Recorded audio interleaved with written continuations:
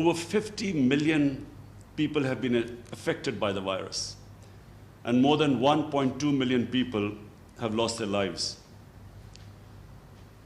The devastating impact of the virus has affected all aspects of human interaction, and especially public health and the global economy.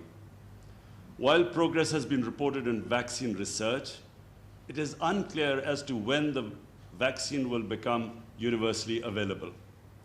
Humanity faces the possibility of a slow recovery and prolonged economic slump with rising poverty and inequality.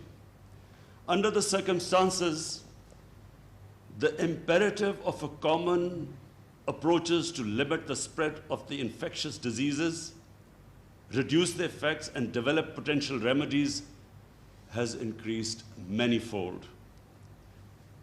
Yet, global harmony, multilateralism are undermined by rising geopolitical tensions, unilateralism, and isolationism.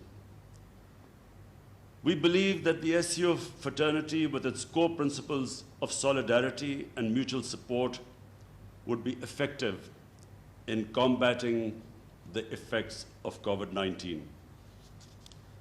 Excellencies, this year CHS coincides with completion of 20 years of the establishment of the SCO. Over the past 2 decades, SCO's prestige and influence have grown significantly. At a time when the world is bereft of global vision and shared solutions, SCO has called for effective multilateralism, with the UN playing a central coordinating role. Pakistan also deeply appreciates China's effective handling of the virus, and also the material and technical assistance extended by China to others, including Pakistan. China and Pakistan also are collaborating in vaccine development, with phase 3 trials successfully underway. On its part, Pakistan is open to sharing its own experience in effectively combating the pandemic and keeping the total cases and fatalities relatively low. Our collaborated policy of smart lockdowns and financial support to the most vulnerable segments of the society prevented rapid community spread, protected the poorest from the worst fallouts of the lockdown, and helped stabilize the economy. Our aim has been not only to save people from the virus, but also save people from dying of hunger. Globally, the international community has taken some welcome steps to mitigate the adverse effects of COVID-19. But much more needs to be done, particularly for the poor, who are hit the hardest, both in rich and the poor nations. In this spirit, I proposed a global initiative for debt relief to address debt vulnerabilities of the developing world and to help create fiscal space for them to mitigate the impact of pandemic and achieve sustainable development. We welcome measures taken by the G20 and the international financial institutions to help developing countries, in particular least developed countries, to face economic challenges posed by the pandemic. Further steps are needed to help improve liquidity in developing countries and restore growth. Excellencies, the foreign policy goals of my government are in sync with the SCO's vision of regional connectivity and economic integration. SCO is destined to play a pivotal role in the emerging confluence between the Belt and Road Initiative and Eurasian Economic Union. Pakistan's geographical location provides it an ideal opportunity to crystallize the benefits accrued from the process. The China-Pakistan Economic Corridor, the flagship project of BRI, is poised to play a vital role in this regard. Excellencies, the Shanghai Cooperation Organization was established to ensure security and maintain stability across the vast Eurasian continent.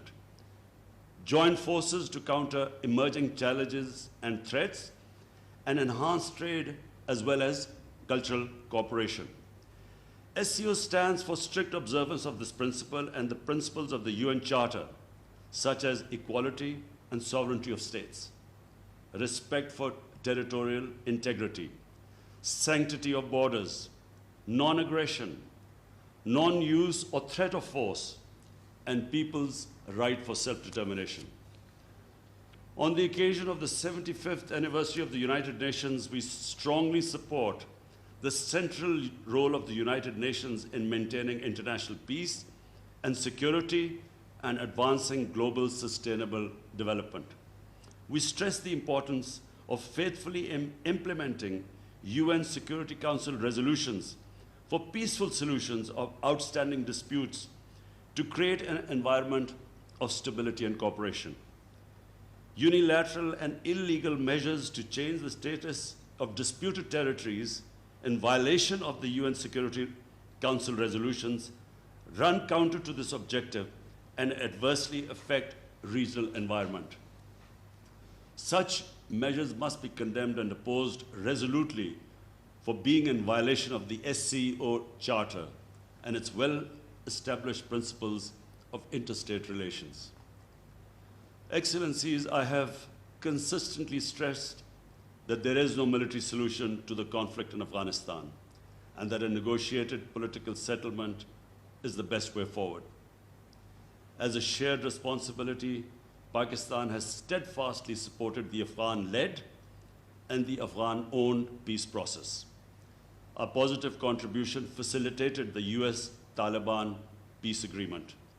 The Afghan parties must seize this historic opportunity, work together constructively and secure an inclusive, broad-based, and comprehensive political settlement through intra-Afghan negotiations. Reduction in violence is absolutely imperative to help strengthen the momentum reached through these positive developments. We must also remain mindful of the challenges ahead, especially the role of the spoilers within and outside, who do not want peace and stability to return to Afghanistan. Return of the Afghan refugees to their homeland with dignity and honor should be an essential part of the peace negotiations. On the Iranian nuclear issue, we share SCO's call for effective implementation of the Joint Comprehensive Plan of Action. We join our SCO partners in focusing on the prevention of an arms race in outer space and international information security. The overarching goal of the international security architecture should be the promotion of equal and undiminished security of all states. We welcome the emphasis by the SCO members on data security. In this regard, we strongly support China's Global Digital Data Security Initiative.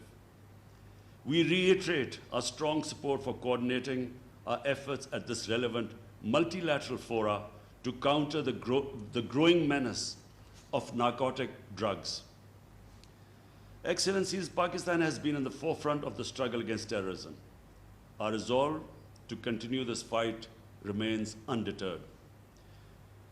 We believe it is wrong to use terrorism-related allegations as a political tool to malign and target any country, religion, or race.